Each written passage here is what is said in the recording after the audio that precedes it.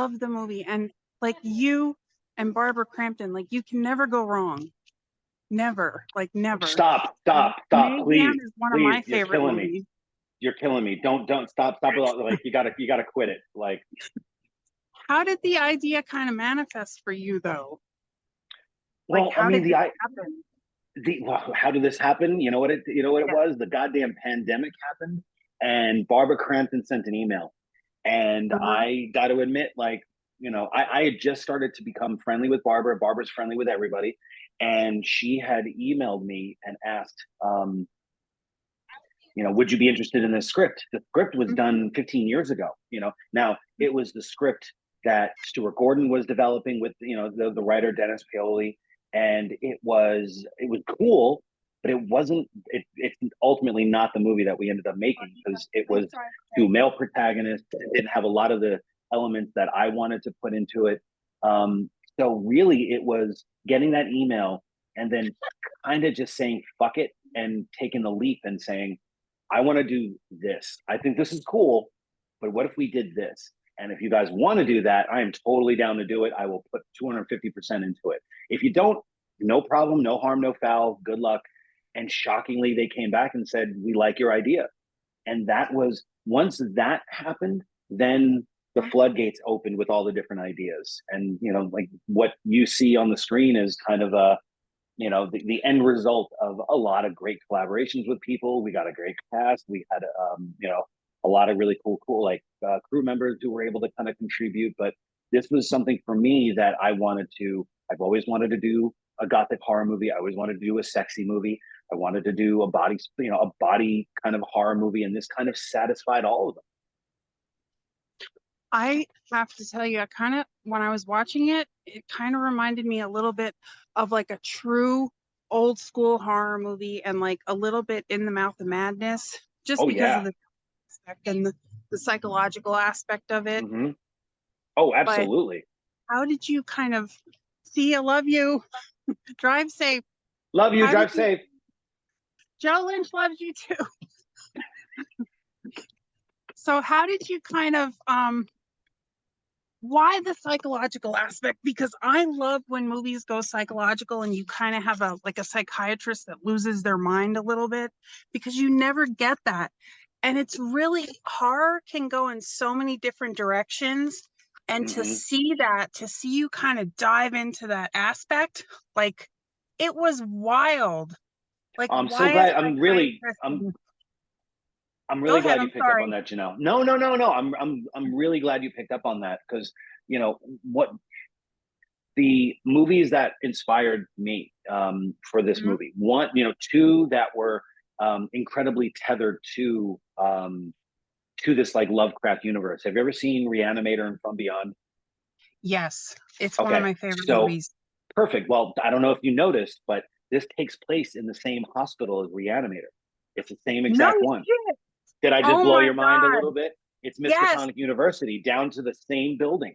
It's all in Oh this. my gosh. We recreated hallways. The security guard in the Reanimator, the first Reanimator Yes. movie, his son plays the security guard in this. Oh my gosh. There's all these little connections that I wanted to make sure worked. And if you know those movies, the protagonists are in one form or another Hmm. Hmm. scientists. They're doctors. Hmm. They're pathologists. They are people of a certain intellect and intelligence. And then if you look at a lot of the erotic thrillers that I was watching, a lot of the people that are in those are psychologists, psychiatrists, people of science. And I always find them as, at least in these genres, really fascinating archetype to jump into because there's something about those types of characters where you go, they look smart. They seem smart. They wouldn't be that stupid to do what they're gonna Hmm. do, and yet they Hmm. do it. And there's something very humanistic about seeing intelligent people become fallible and become human. Look, I love an everyman movie just like everybody else. Like I am an everyman in certain respects, but there is something exciting about seeing someone like Heather's character, who is a school psychologist, and she's written 3 books, and she's pretty much hit the cusp of all of her goals in that profession. She's got a private practice. She's got tons of clients. She's probably got, some kind of fame and notoriety based on her books. And we've taken her to a level of like complacency to make it go, well, what would happen if she in the boredom of her life that she's hit every check mark in her list, what happens if we test that?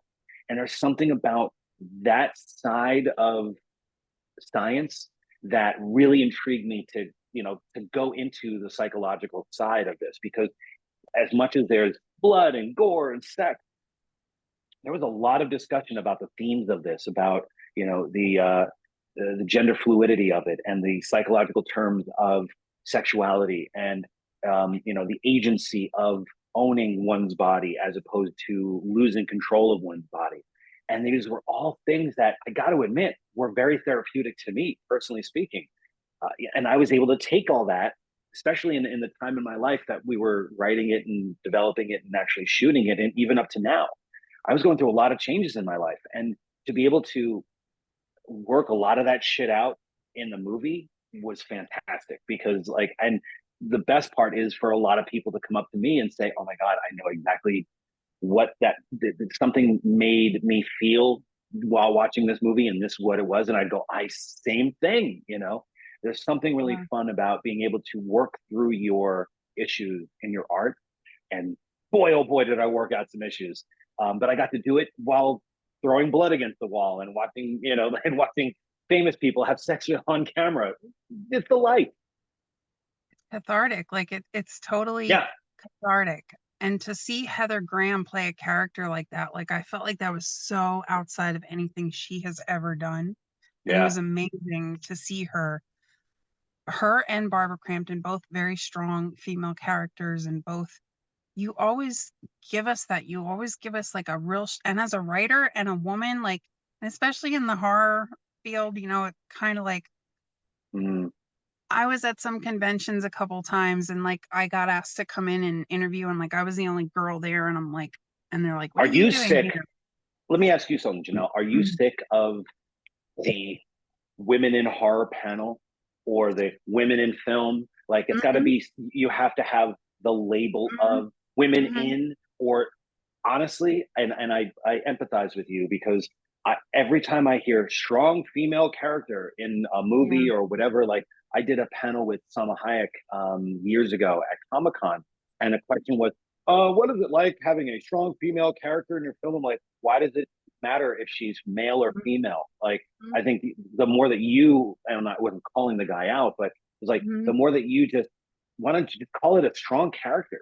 It'd be like, why? Because it's a novelty that a female yeah, character just happens to be strong. Now, that's also coming off of the context of almost 100 years of cinema alone, let's say, that relegated the woman to the housewife, the mall, the victim. mhm, Like, there's mhm, so many archetypes, and it's a shame. It's not fair. And, every movie that I've done, especially this one, because I went into this, and I hate that I have to kind of reiterate this novelty of, I wanted to make this movie from the female gaze.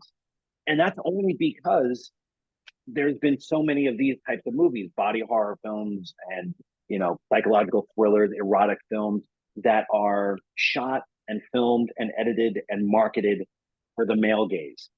And yeah, I'm hoping that this is at least one film in many, especially now that we have so many directors who just so happen to be female, are making such a dent in the genre, in film and writing, yourself included. By doing that, all we're doing is we're bolstering and hopefully blurring the lines, so that when you hear, you know, something in film, it's art, like writers in film, not women in film, or, like the strong female gaze or strong women characters. Why can't they just be an erotic strong part, gaze, or yeah. why can't it just be strong characters? So hopefully the way that we kind of position this movie, especially that we're casting, older women in the film, I hate that that's a novelty. I hate that that's an exception to the rule. Hopefully this will blur those lines further. I agree with that. And I guess my last question, because I know I'm probably going way over, but what are you No, no, you're working good. You're on? good. What are you working on next? And what do you want to say to everyone that's going to be watching suitable flesh? What do you kind of want them to Um, know from your perspective? I'll take the latter part first. What do I want people to see or say? I honestly, I want the audience to go enjoy going on a ride. It might not be for everybody. It's not everyone's cup of tea, but there's nothing wrong with that. Because if I wanted to make something for everybody, this movie would be 50% of what it would be. It would be a diluted version of that. All of my favorite films were likely, either very divisive when they first came out or hated, and now they're considered classics. And I'm not saying that our film is a classic. Maybe 20 years from now, ask me again, or maybe I can look at the cultural purview of the time and go like, yeah, this movie did actually make a difference. Right now, I can't. I'm so tethered to it and so close to it now that, like, frankly, I'm kind of sick of it. But that's every filmmaker goes through that. You just get sick of the process so much. But also incredibly proud of it, and I want people to enjoy it, embrace it, hopefully see it, as not just a positive progressive step forward for horror, in terms of an enjoyable story that just so happens to have the older women in it, for example. That's but at the same time, maybe look at your own sexual identity a little bit when you're watching the film, or maybe afterwards, just kind of take a little self check and say, what are my fetishes? What would it be like if I lived in someone else's skin? What would I do with that skin? It is a cautionary tale at times, but it's one that I think is a lot of fun. And then in terms of what I'm doing next, honestly, I am hopefully going to fucking Disneyland after this whole thing is over, because it's only me out here doing the old song and dance for the movie, which is great. I'm incredibly blessed. But it's a lot of work. I want to make sure that we're getting the word out to as many people as possible. So once this dies down, I can get back to work. There's a couple things, every filmmaker has like a couple things in the fire. Right now, Mhm. I'm fully in, promo mode and making sure that the world knows as much about Suitable Flex as possible. And then when that all dies down, I will get back to work. Sounds good. Well, it was an honor as always, and I thank you so much. And thank you for making another. And it's going to be a classic. It's already a classic. I mean, to me at least. But Oh, thank I you, Janelle. love your Seriously. films and your writing, your directing. You're awesome. So thank you so much. Thank you for Ah, making me stop. Get better. out of here. Now go back to painting. I will. Go make some real art. You don't need to do my crap. Go make some actual art and tell You all make your friends I real said art. hi. I will. Thank you. Take All right, care. Thank bye-bye. you so much. Bye. Thanks. And